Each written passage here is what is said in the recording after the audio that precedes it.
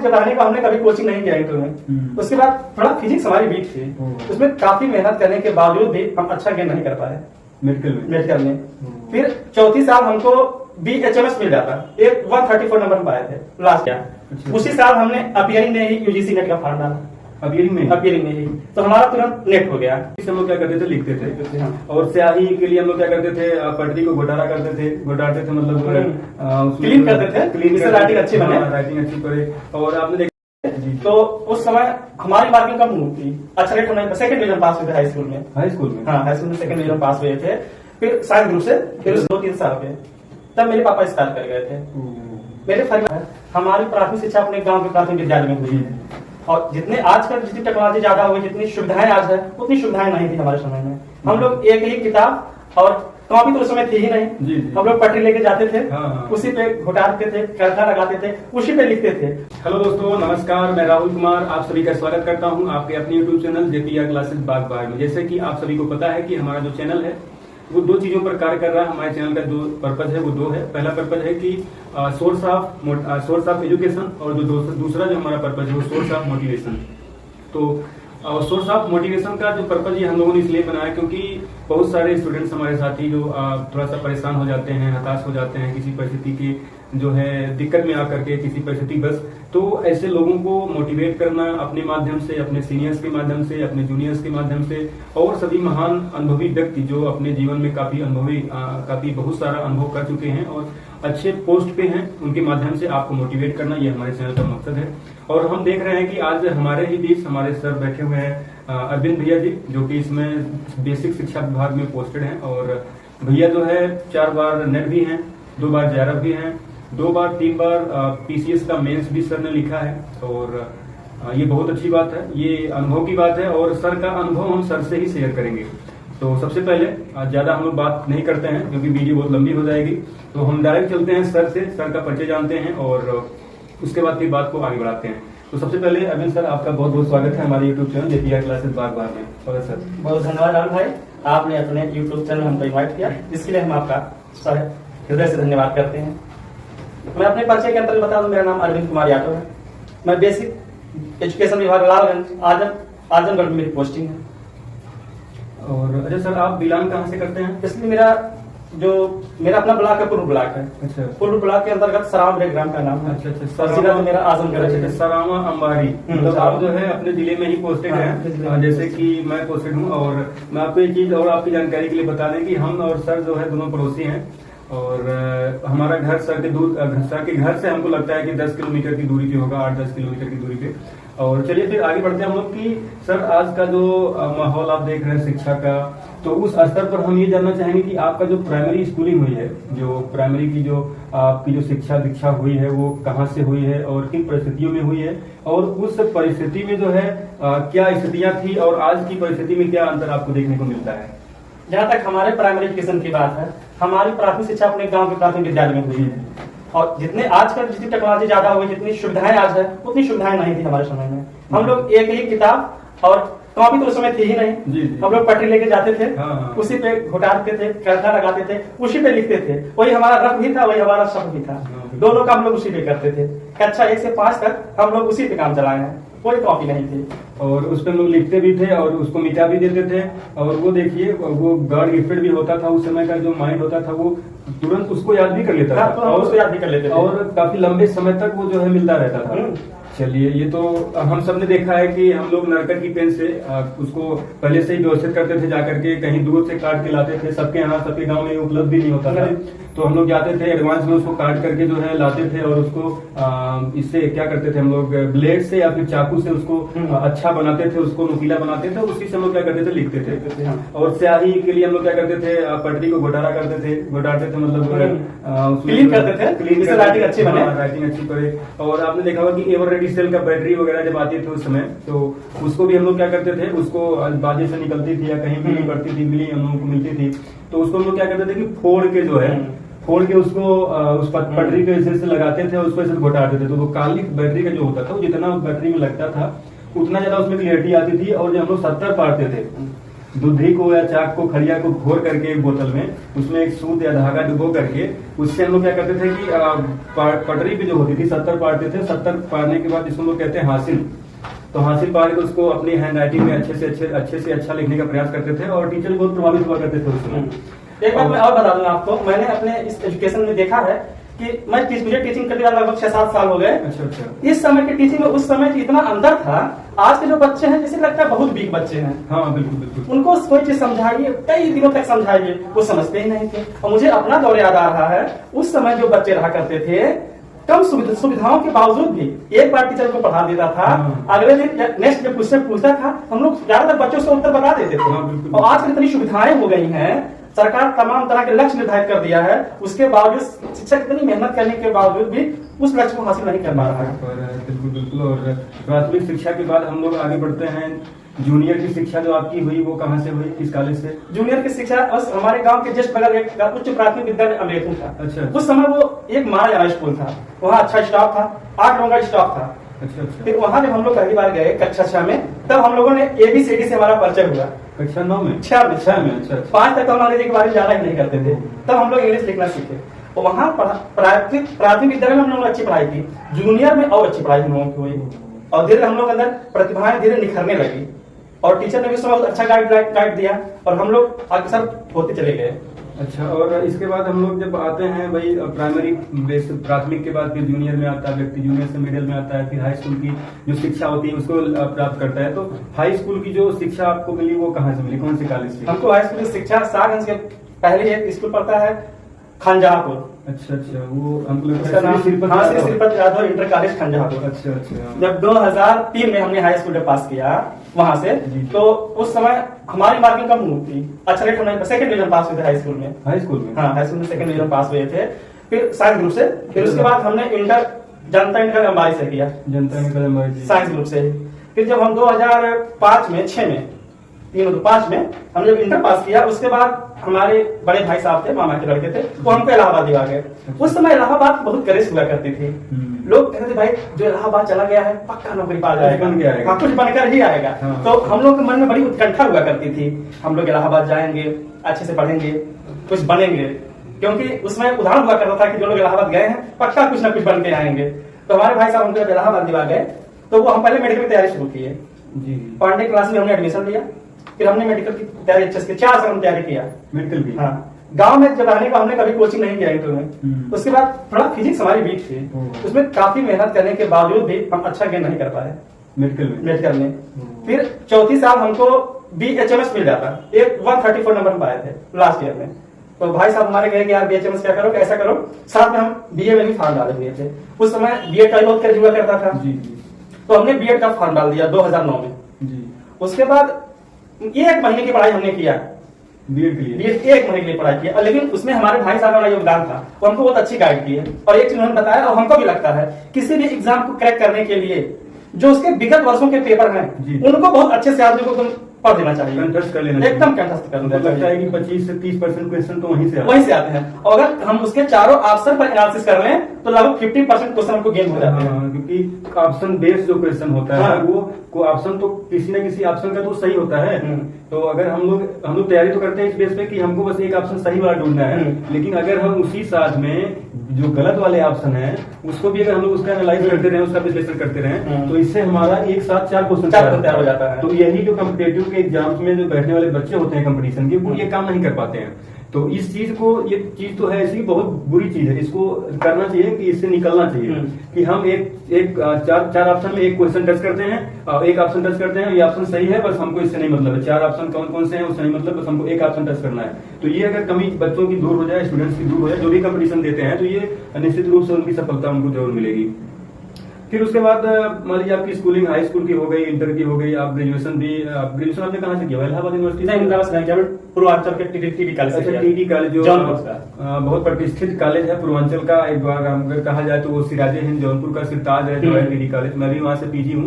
मेरा बहुत बड़ा सौभाग्य है कि मैं इंग्लिश डिपार्टमेंट से वहाँ पे था TD कॉलेज में। हमारी HOD थी डॉक्टर वंदना दुबे, बाद में बनी है, उससे पहले हमारे जो HOD थे ज्ञानेंद्र शुक्ला सर। तो उनके मार्गदर्शन में हम लोगों ने अपनी पीजी की जो है डिग्री वहां से ली। और उस डिपार्टमेंट में हमारे इस डिपार्टमेंट में बहुत अच्छे अच्छे टीचर ज्ञानेंद्र दुबे सर हैं, और कनक मैम है, छाया मैम है, कुंवर शेखर जी हैं, और प्रभाकर सर थे, और छाया मैम है, और बहुत सारे पूरा स्टाफ हुआ। टीडी कॉलेज अपने आप में एक लीजेंड है और हम उनका बहुत सम्मान करते हैं। और इसी संस्था का सदस्य होना, मतलब उस संस्था से जाना और कुछ वहां से सीख करके या फिर डिग्री लेके आना, ये अपने आप में बहुत बड़ी उपलब्धि है। फिर आपका ग्रेजुएशन टीडी कॉलेज से हो गया, फिर आपने पीजी भी किया हुआ है। फिर हमने टीडी कॉलेज से पीजी भी तुरंत किया। टीडी कॉलेज से ही आपने जस्ट पीजी भी कर लिया, उसके बाद पीजी किस सब्जेक्ट से आपका? हिंदी हमारा पीजी से, हमारा हिंदी पीजी से हुआ। हिंदी आपका हिंदी से हमने पीजी किया, पोस्ट ग्रेजुएट हमने हिंदी से किया। अच्छा, अखिल में हमको जब मेडिकल में सफलता नहीं मिल पाई तो लेकिन हमने सीखा बहुत उस चीजों से, हमारी बहुत चीजों से तैयार हो गई। फिर हमने जब 2013 में पीजी किया, उसी साल हमने अपीयरिंग में ही यूजीसी नेट का फॉर्म डाला। अपीयरिंग में ही तो हमारा तुरंत नेट हो गया। अपीयरिंग हमारा नेट हुआ। अगले साल फिर जब हमने दिया तैयारी करके, फिर हमारा जेआरएफ हो गया। उसी दरमियान 72 वैकेंसी आ गई और हमारा बीएड कंप्लीट हो गया। अदरवाइज हम पीएचडी के लिए एनरोलमेंट होने वाले थे लखनऊ यूनिवर्सिटी में, उसके पहले हमारी इधर ज्वाइनिंग हो गई, भर्ती हो गई, तो हम पीएचडी नहीं कर पाए उस समय 11 होने के बावजूद भी। फिर हमने पीछे मुड़ के देखा ही नहीं। फिर हमने 2014-15 जब हमें नौकरी लग गई 2015 में, 2013 में हमने लोअर पीसीएस का मेंस दिया, जिसमें कि कट ऑफ 246 गई, हमको 241 नंबर मिला, हो नहीं पाया। 2016 में हमने समीक्षा अधिकारी का मेंस दिया। 2016 में ही हमने यूपी पीसीएस का पे निकाला और फिर उसका मेंस दिया। हमने अपने सब्जेक्ट के रूप में सोशल वर्क और डिफेंस रखा, हालांकि डिफेंस हमारे नया सब्जेक्ट था तो उसमें बहुत स्कोरिंग नहीं कर पाए। फिर उसके बाद 2017 फिर हम रुके नहीं, फिर 17 में ही हमारा नवोदय प्रवक्ता में हुआ। फिर हम उसको जयपुर हमारा इंटरव्यू हुआ, फिर फाइनल नहीं हो पाया। इधर नौकरी हमारी प्राइवेट लगी गई थी, चल ही रही थी। हम हिम्मत हारने, हमको हमारे मन में गलत थी कि हमको किसी उच्च पद पर नहीं जाना चाहिए। फिर 2 साल गैपिंग में हमारा 17, 18, 19 में प्री नहीं हो पाया, प्री नहीं हो पाया। फिर हमने कोचिंग ले लिया है। अब इस दरमियान हमारा 2020 में प्रवक्ता हिंदी से माध्यमिक में हुआ, उसका हमने इंटरव्यू भी दिया। अब चाहे हमारी बदकिस्मती रही हो, जो भी बातें रही हो, वो भी हमारा फाइनल नहीं हो पाया, वो भी फंस गया। और उसी दरमियान लोकसभा जीआरसी प्रवक्ता की भर्ती आई थी, हमने जीआरसी प्रवक्ता का मेंस भी दिया हिंदी से, और हमको पूरी उम्मीद थी कि अब जीआरसी प्रवक्ता में हमारा हो जाएगा, सिलेक्शन हो जाएगा पक्का। हम तो श्योर थे कि इतना अच्छा हम मेंस लिखे थे तो उसमें हो जाएगा, इसमें भी हमारा नहीं हो पाया। फिर भी हिम्मत हमने नहीं हारी है। इस बार 2023 का समीक्षा अधिकारी है, उसके लिए हम फिर जी जान से लड़ते हुए। चलिए, तो आपको हार्दिक शुभकामनाएं, अग्रिम हार्दिक शुभकामनाएं हैं कि आप लगे रहिए। और एक बहुत बड़ी चीज ये है कि आप एक छोटे से गांव से, सरावा जैसे गांव से और अंबारी जैसे कस्बे से निकल करके, हालांकि अंबारी धीरे धीरे अब एक नामित हो रहा है, चर्चित है हर एक प्रकार से, तो आप इतने छोटे गांव से निकल करके इलाहाबाद तक जाना, फिर अच्छी स्कूलिंग करना, यहाँ तक कि आपने बताया कि आपने मेडिकल की भी तैयारी की हुई है। तो मेडिकल में किसी कारण बस आपका नहीं होता है तो फिर आप उस, अच्छा एक चीजों में देखा है कि जब बच्चों का कहीं नहीं होता है, कोई भी एग्जाम देते हैं, 1 बार 2 बार देते हैं, जब नहीं हो पाता है तो मैक्सिमम हताश हो जाते हैं और कहते हैं कि अब हम कोई दूसरा रास्ता अपनाएंगे। रास्ता का मतलब वो अर्निंग ऑफ मनी के चक्कर में जो है या तो व्यस्त हो जाते हैं और जो अपना टारगेट होता है वो भूल जाते हैं। तो ऐसी सिचुएशन आपके पास हमको लगता है कि नहीं आई होगी, क्योंकि आपके पास पता है कि मामा के लड़के हैं एज ए भैया बलियन पोस्टेड है। अच्छा, तो वो सिविल तैयारी करते थे, तो मैं उनकी बुकें बहुत पढ़ा करता था। अच्छा, धीरे धीरे मेरे उधर जा होने लगी, रुचि पढ़ने लगा, उधर पढ़ने लगा कि नहीं पढ़ाई से कुछ किया जाए। हम लोग इलाहाबाद देखते ही हैं, 4 लोग इकट्ठा होते थे तो सब लोग पीसीएस की बातें करते थे, आईएएस की बातें करते थे। तो मेरे मन में धीरे धीरे अभिलाषा जगी कि यार मैं भी पीसीएस बन सकता हूँ। और मेडिकल से मैंने 6 घंटे 8 घंटे पढ़ने की हैबिट बना लिया था। तो जो वहाँ के सीनियर लोग थे वो कहते थे अगर तुम इतना पढ़ोगे तो पीसीएस बन जाओगे। हाँ, बड़े आराम से पीसीएस हो जाएगा। हाँ, तो उसके बाद फिर मान लीजिए आपका सफर तो बड़ा सुहाना है, हमको लगता है कि अच्छा परिस्थितियां कैसी रहेंगी आपके परिवार में, भाई बहन माता पिता, जैसे आप जब इलाहाबाद निकले होंगे तो अगर सामान्य परिवार से कोई भी व्यक्ति आता है तो थोड़ा सा असहज महसूस करता है, क्योंकि उस समय हालांकि माना जा सकता है कि 2010 या 2005 या 8 की बात है, उस समय कुछ सस्ता ही था जो कह सकते हैं। सस्ता तो था, सस्ता के साथ साथ था इनकम का सोर्स ऑफ इनकम वो भी कम थे। तो उस हिसाब से इलाहाबाद जैसे शहर में आपको भेजना और उस सब खर्चे को वहन करना, ये एक चुनौती होती है एक आम परिवार के लिए जो नहीं कर सकता है। मैं अपने परिस्थितियों के बारे में बता दूं, जब मैं बहुत छोटा था, लगभग 2-3 साल के, तब मेरे पापा एक्सपायर कर गए थे। मेरे परिवार में मेरे 3 चाचा हैं और बाबा थे। वो लोग मुझे अपने बेटे से भी ज्यादा प्यार करते थे और उन लोगों ने मुझे इलाहाबाद भेजा और उन लोग बहुत विश्वास था मेरे ऊपर कि पक्का मैं एक दिन कुछ ना कुछ कर जाऊंगा। तो कभी मुझे पापा का सपोर्ट नहीं मिला, लेकिन ये चाचा और बाबा मेरे लिए पापा से भी बढ़ के थे। मुझे कभी ये एहसास नहीं हुआ मेरे पिताजी नहीं है, और कभी वो लोग पैसे कभी तो आने ही नहीं दिए। हालांकि मैं भी ऐसा था कि ज्यादा पैसा यूज खर्च नहीं करता था, एक लिमिटेशन में मैंने अपनी जिंदगी, जैसे कि 9 बच्चे रात में बिताते हैं उस तरह से अपनी जिंदगी बिताया। हालांकि सिविल की जहां तक बात है, मैंने सिविल की कोचिंग नहीं किया, फ्री की कोचिंग मैंने कभी किया ही नहीं। मैं आपसे एक बात बताऊं, जब मेडिकल में 4-5 साल तैयारी किया तो मैंने घर से बहुत पैसा खींच लिया था कोचिंग के लिए। अब मुझे पैसा देने से घर वाले शर्म लगती थी। जी जी। तो मैं एक लड़के दोनों को ट्यूशन भी पढ़ाया करता था पैसे के लिए। अच्छा, कुछ पैसा मिल जाएगा, कुछ पैसा मिल जाएगा तो मैं सिविल में अपनी पढ़ाई जारी रखूंगा। उसके बाद एक हमारे साथ सर थे कुंदन पाल आजमगढ़ के, वो समीक्षा अधिकारी हो गए हाई कोर्ट में। अच्छा, उसी समय तो वो बहुत मेरा सपोर्ट करते, मुझसे बहुत प्रभावित थे। वो कहते तुम पक्का टीचर बन जाओगे। तो मेरे तब उस समय यूनिक किताब जीएस की एक आती थी, तो वो जब पहला वेतन पाए थे मुझे यूनिक किताब दिलाए और उन्होंने कहा इस यूनिक को पढ़ डालो अच्छे से। तो मैं उस यूनिक को 5 बार पढ़ा अच्छे से। अच्छा। और मैं रट डाला, मैं रटने बहुत तेज था। अच्छा अच्छा। कुछ जो चीजें मुझको नहीं आती थी, कॉन्सेप्ट नहीं पता था, मैं सीधे ऑप्शन को रट लेता था। सीधा फार्मूला है। हम लोग जब इलाहाबाद थे तो मैं पीईटी की तैयारी करता था, तो अजय सर हम लोग को पढ़ाते थे, तो वो भी यही कहते थे कि जो चीज समझने लायक है, जो समझ में आता है उसे समझ लीजिए, और जो समझ में नहीं आता उसे रट लीजिए। उसका सीधा फार्मूला वही है। तो आपने भी वही काम किया, जो समझ में नहीं आया उसको सीधा रट लिया। अब तो थोड़ा ट्रेंड चेंज हो गया किस का, अदरवाइज 2014, 15, 16, 17, 18 तक विगत वर्षों के पेपर अगर आप अच्छे से रिपीट कर लेते थे तो क्वेश्चन मिल जाते थे ज्यादा से ज्यादा, बस केवल करंट आपको अलग से पढ़ना था और जनसंख्या अलग से, यूपीएससी से अलग से पढ़ना होता था। अच्छा, पैटर्न भी एग्जाम का चेंज होता जा रहा है। अब तो लगातार कठिनाइयों का स्तर बढ़ता चला जा रहा है, चेंज हो गए, पेपर में स्तर बढ़ा। उसका कारण ये है कि कॉम्पिटिटिव एग्जाम उस समय बहुत कम, कॉम्पिटिशन के लिए बच्चे भी कम हुआ करते थे। लेकिन आज का जो समय देख रहे हैं हम, आप किसी भी गांव में चले जाइए, किसी भी कोचिंग में चले जाइए, तो बच्चों की भरमार है एकदम। और उसमें से अगर स्तर नहीं बढ़ाया जाएगा तो कटाव कैसे निर्धारित होगा? तो कटाव निर्धारित करने के लिए क्वेश्चन के पैटर्न को तो पूर्ण रूप से बदलना ही बदलना है। अभी आपने पिछला जो 2021 की टीजीटी की वैकेंसी हुई है, पहले तो हिंदी की, आप अगर हम बात करें, आप हिंदी के हिंदी में ही आप JRF कैंडिडेट हैं, तो आप देखे होंगे, आपने देखा होगा कि हिंदी का कटाव इससे पहले कितना जाता था, और अब की का जो 2021 का जो कटाव 2021 वाले बैच का, तो उसका देख लीजिए अंडर 100 था वो। तब बताइए, था वो, सोचिए अगर वो जबकि 110-15 जाता था, 17-18-20 करते थे लोग, लेकिन पैटर्न चेंज होते ही सभी लोग धुरंधर गिरे, धड़ाम वाली स्थिति हो गई। तो ये सारी चीजें हैं, सभी को समझना है कि अकॉर्डिंग टू सिचुएशन हमको डील करना है, और जैसी सिचुएशन होगी उसी के अकॉर्डिंग हमको पढ़ाई भी करनी है।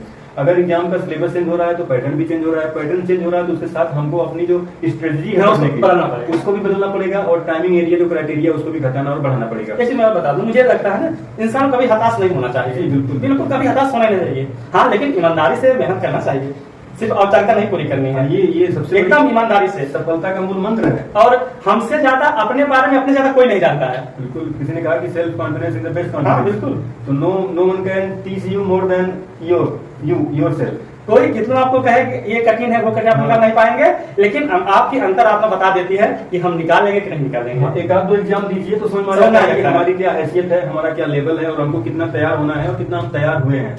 लेकिन कुछ लोग हैं उसी में रटे रहते हैं और उनको ये नहीं समझ में आता है, 1-2 एग्जाम देने के बाद भी क्लियर नहीं होता है कि वो एग्जाम दे तो रहे हैं, लेकिन वो ये नहीं समझ पाते कि पैटर्न कैसे बदल रहा है, पैटर्न के अकॉर्डिंग हमको बदलना है, लेकिन कुछ नहीं करते, वो उसी पर रट्टा एप्लीकेशन पे चलते रहते हैं। जबकि अब पूर्ण रूप से हमको लगता है कि पैटर्न पूरा ये चेंज हो गया है। उसके बाद सर, माता पिता, भाई बहन, चाचा चाची, और जो इनका तो बहुत बड़ा योगदान होता है हमारे समाज में, हमारे लिए और पूरे परिवार के लिए, क्योंकि जिनसे हमारी उत्पत्ति हुई है वही तो हमारा सब कुछ है।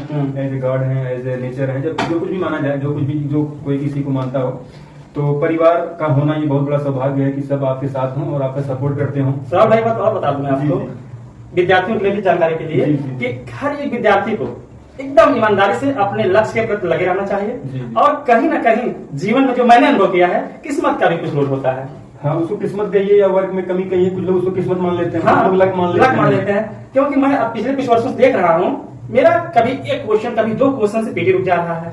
अब तो मैं ये सोच रहा हूँ मेरे प्रिपरेशन में कहीं ना कहीं कमी है। हाँ बिल्कुल, अब इसको अनलकी नहीं मानेंगे, आप ये मानेंगे कि हमारी जो तैयारी है उसमें कमी है, उस टेक्निक में हमें थोड़ा सा सुधार करना है। अगर हम इस कमी को थोड़ा सा सुधार कर लेते हैं तो हो सकता है कि मुझे अगली बार सफलता मिल जाए। हाँ बिल्कुल मिल जाएगी, अगर अपने पर विश्वास है और अपने जो लक्ष्य है उसके प्रति लगन है। जी, तो बिल्कुल आसान से हमारा अभी आपने ये बात कही तो मुझे ये बात भी याद आ गई कि हरवंश राय बच्चन की एक कविता है जो है कि लहरों से डर के नौका पार नहीं होती, कोशिश करने वालों की कभी हार नहीं होती। तो अगर इस तरीके से हम लोग चला जाए, जैसे नाय होती है, नाय क्या करती है, बार बार लहरों से टकराती है, फिर लहरों से ढकेल के कहीं और ले जाती है, फिर वो जब लहरें थोड़ा सा शांत हो जाती है तो नाव उससे आगे निकल जाती है। ऐसे चलते सिलसिला चलता रहता है कि लहरों से डर के नौका पार नहीं होती, कोशिश करने वालों की कभी हार नहीं होती, असफलता एक चीज होती है, इसे स्वीकार करो, क्या कमी रह गई देखो और सुधार करो। ये सारी चीजें हैं जो हमको क्या करती हैं, मोटिवेट करती हैं।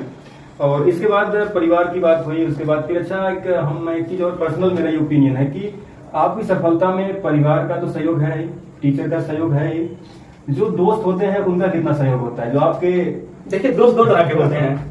एक दोस्त होते हैं जो वास्तव में आपको आपकी वो प्रगति को देखना चाहते हैं, कुछ लोग ऐसे होते हैं जो बहुत आपसे साथ तो रहते हैं लेकिन आपसे बहुत ईर्ष्या करते हैं। तो मेरे कुछ ऐसे दोस्त थे जो वास्तव में चाहते थे कि मैं आगे बढ़ूं, कहीं पहुंचूं, और वो लोग मुझे आप भी कहते हैं कि अरविंद तुम ऐसा कर जाओगे, मुझे पूरा विश्वास। वो कहते हैं कि तुमसे ज्यादा हमको विश्वास है कि पक्का एक दिन तुम सिविल सर्विस में जाओगे, कुछ करोगे, कुछ तो कर ही लिया आपने। हाँ, इतने सारे एग्जाम क्वालिफाई कर लिया आपने और बहुत सारे एग्जाम क्वालिफाई हो गए आपके, कहीं कहीं किसी कारणवश नहीं हो पाया है। तो जो लास्ट टारगेट है आपका कि पीसीएस क्वालिफाई करना है, मेरा लास्ट यही लक्ष्य है कि मैं सिविल सर्विस में ही जाऊं। चलिए बहुत अच्छी अवसर होगा। हम और अपने से जुड़े हुए जितने लोग हैं, मैं सबको ये कहता हूं कि शिक्षा से एकदम जुड़े रहिए। शिक्षा के माध्यम से ही व्यक्ति अपना स्वयं का विकास कर सकता है और राष्ट्र के निर्माण में भी योगदान दे सकता है। अपना विकास करेगा तो समाज का विकास, परिवार का विकास होगा, समाज का विकास होगा, तो धीरे धीरे अपने राष्ट्र का भी विकास होगा। तो मतलब इस प्रकार से कह सकता है कि हम अगर शिक्षा से जुड़े हैं, सबसे बड़ी बात है कि अनैतिकता हमारे अंदर नहीं आएगी, क्योंकि पढ़ा लिखा व्यक्ति और थोड़ा सा लिटरेट और इलिटरेट जो पर्सन होते हैं उनमें बड़ा अंतर होता है, वो कहीं ना कहीं दिख जाता है। हालांकि ये सारी चीजें बहुत बड़ा विषय है चर्चा का, तो हम लोग इस पे चर्चा ना करके ये चर्चा करते हैं कि दोस्त जो होते हैं दो प्रकार के होते हैं। एक ऐसे दोस्त जो आपका हमेशा भला देखना चाहते हैं और आपको खुद प्रेरित करते हैं हमेशा कि भाई मैं नहीं कर सकता, मुझे अपने ऊपर विश्वास नहीं है, लेकिन तुम कर सकते हो, मुझे तुम्हारे ऊपर विश्वास है। मेरे साथ भी बहुत सारे लोग ऐसे हैं, उसमें से मेरे एक परम मित्र हैं राजकुमार जी, मैं उनका नाम लेना चाहूंगा कि मैंने उनको देख करके ही पढ़ाई शुरू की है। राजकुमार भाई हमारे साथ इलाहाबाद रहते थे, रहते भी इलाहाबाद हैं वो, और लगे हुए हैं 2-3 क्वेश्चन से उनका हालांकि पीएचडी नहीं हो पाया। इसको अब अनलकी कहिए या फिर मेहनत में थोड़ी सी कमी कहिए, तो जो भी कहा जाए वो अब हमको ये करना है कि इस कमी को सुधार करना है। तो ऐसे दोस्त सबको दें और सब हम चाहते हैं कि सब अच्छे दोस्त बनाएं जो आपको आगे ढकेलें, नहीं तुम करो, ये तुम्हारा टर्म है तुम करो, मेरा टर्म आएगा तो मैं करूंगा। और आप भी ऐसे अपने दोस्तों को सपोर्ट करते रहिए और उनका जो है